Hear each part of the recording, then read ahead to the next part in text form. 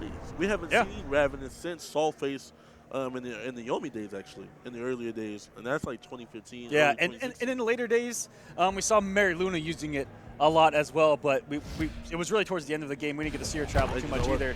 And shouts out to Mary Luna. She did recently get a top 8 at one of the MKX tournaments. Yes. Was it Defender North? I believe so. Yeah, Defender North. And my apologies because I was out of the scene during that time, but I did hear about that. And we really haven't seen that much representation of the character, but it still seems like a very viable character. Yeah, and this is what I learned pretty quick. Crouching against this character is frightening because you'll get pounced for really good damage. It's doing like 20, but 18, 20. If you're blocking high, she's got plenty of lows to open you up with. It's so frightening to deal with. Just how she chips away at you. Does the damage to Pedigree? And look at that, 16%. Again, adding up. Here's another one. You have to respect that. That down 3 check. Oh, and Coosco getting a no way! Here. He just converted off of the arc kick. Oh my goodness, forcing the clash out of CP3. Oh, the roll reaction. That was godlike. Hey, that was a great reaction. And Coosco miscalculated. And had no stamina. Oh, and great dive kick over that side. One of my favorite things to watch from Coosco is how he catches whiffs of anything with that instant jump back dive kick. Or dive kick on reaction. Really good. Oh my god, that Pedigree breaking bones right now. That's a down 2 anti-air. It's very hard to jump with Coosco. Now, maybe with Molina, that's different. Oh my god, look at the stagger pressure. Okay. You have to respect this. He loves doing the down 3 into that, and it's almost unblockable because you're in hit stun, and she gets down 3 again for free. This guy could be a Cassie player. Brawler Cassie. He can be a Brawler Cassie. Just do down 3 overhead all day. And there it is. The Pedigree! I think what he wouldn't like about Brawler Cassie is that you actually punch him. Yes. And there, all you can do is simply check her with a wow, he afterwards. tried to down 2 just now. And Coosco actually jumped over it. He's going to switch, and Coosco's going to take the O-key. Oh, and calls out the ball roll. Ooh. He really could have got hit right there. And it looks, great anti-air. That was gorgeous. Gorgeous anti-air. Standing 1? Cusco usually opts for the down 2. The down 2 is reliant, it's consistent. You get smacked by down 2. It'll get the job done. But standing 1, I like that a lot from Cusco. That means that he is feeling himself. Great conversion by CP3-0. CP3-0 actually competed for the first time ever in Mortal Kombat this week on our Combat Cup and did very well. Is this game attack online? Yes. Is it CP3-0? I'm not too about his actual tag, but he entered as CP3-0, and I recognize the name when we sat down to play. And yeah, he entered Combat Cup. It was the first time he ever competed in anything. Now he's offline at a top 8. Hey man, when you put that work in, and and just like the game with a variation, not a lot of people that came here to play MKX placed. And they're playing MKX. Unbearable Skill and CP3-0, guys who still play the game, they're both in top 8.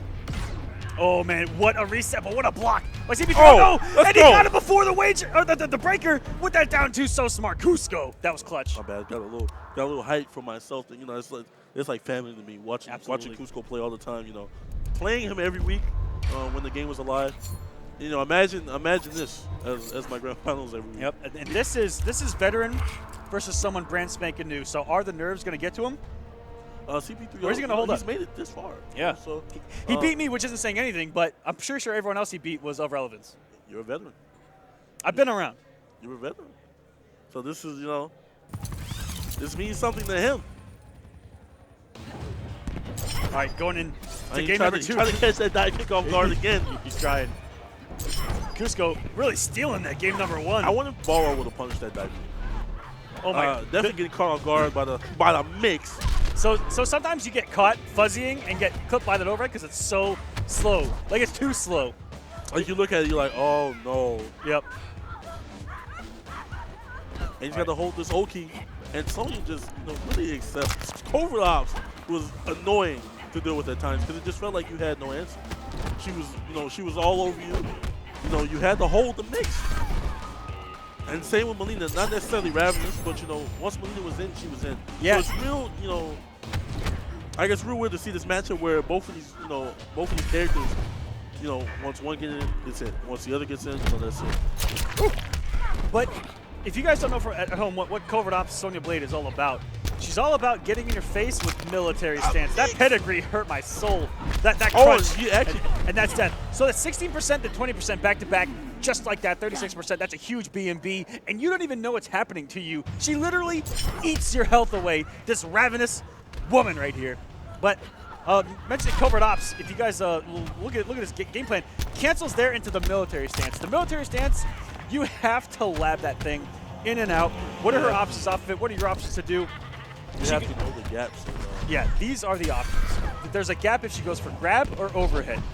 If you armor, and your armor's too slow, the overhead, the cartwheel, will actually break your armor. Yeah, because it's 2 hits. If you armor, you will beat the grab. But you will not beat the low because there's no gap if she goes for the low. Yeah, absolutely. And sometimes if you delay, there's a gap. But I've seen the low profile armor. That's just yeah, that's true. I can see that. And guys, a little bit of advice against that mid screen. I feel like he tried to down 2 right there. Oh, he caught him, and there's all that damage out of nowhere. I feel like Coosco wanted to just the smack with the down 2, and Melina's really close to the ground jumping. A little silly, but hey, I think it's a good jump into the game. CP3-0's here to play, guys. This is amazing to watch. These guys coming here just for MK, doing the work. Did you see him snatch her from mid-screen, though? And that's over 30% of his health bar. Oh, what happened to your health? It's gone. What happened to your health? But mid-screen against that, it's okay to take the low. That low will only launch in the corner. That's great. That's good information. A little bit of advice there. You picked up on that. Yep. Oh, this man's pretty much done for this round. Thanks for playing. Thanks for playing. There should be a sign on Sonya's back that says "Thanks for playing." Thank you for playing a game. Gosh darn, that down 2 hurt me. He wasn't playing any games on that one. Like he knew that he was gonna jump. Oh, and this is it. This is Mix City. This is where Sonya works. This is how she gets her paychecks. She gets a check stub every week. You know what it says on the amount? Mix. It doesn't even say a dollar amount. It just says mix. Ooh. And that was very decisive by Coosco. That was Mama Blade. Mama Blade, middle-aged and mixing. Hey. Some say the mix only gets better with time. Maybe, the darker the mix, the sweeter the damage. No? I don't know where you're going with that, but guess what? I respect it. The mix. Maybe someone in the chat will give me. Coosco looking, both these guys looking poised. I'm shocked at just how he looks pretty confident there on your guys' left for being his first time on stage. Well, he's very focused. He's on stage once now, but he's very focused for his first time in top 8 on stage, playing for a lot here. Coosco just jumping straight back in the dive kick. This man's not playing the games. He's going straight in the mid. Oh, Ethereum. Oh, here we go. And I know what he did, Mr. Aquaman. What he did, Samij was in the crowd. He actually called him over and had him, spirit bomb real quick. He said, hey, why block when you can just teleport it and punish? Basically, he needed the spirit bomb. But as we're speaking, Coosco getting the hood perfect, and he's 1 round now from taking this match and advancing. See, what they really didn't know is that Coosco, while CP3-0 was looking for the spirit bomb from Samij, Coosco got the spirit bomb from Scar. Absolutely, and Scar. These guys have been playing Sonya together for a long time. Scar commends this man. He says he is the most prideful person he's ever met to not come off of covert ops. It's paying off right now. It definitely is, and Coosco plays consistently, and it looks like he's about to move on right here. So Mama Blade went underneath that overhead and still got punished.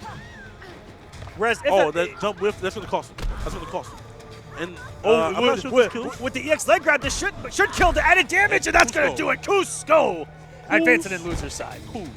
Costco. Lord Apollo giveth covert ops a damage buff with that leg grab. I didn't know CP3-0 was playing on the. Was that a PS2 pad? Yes, it was.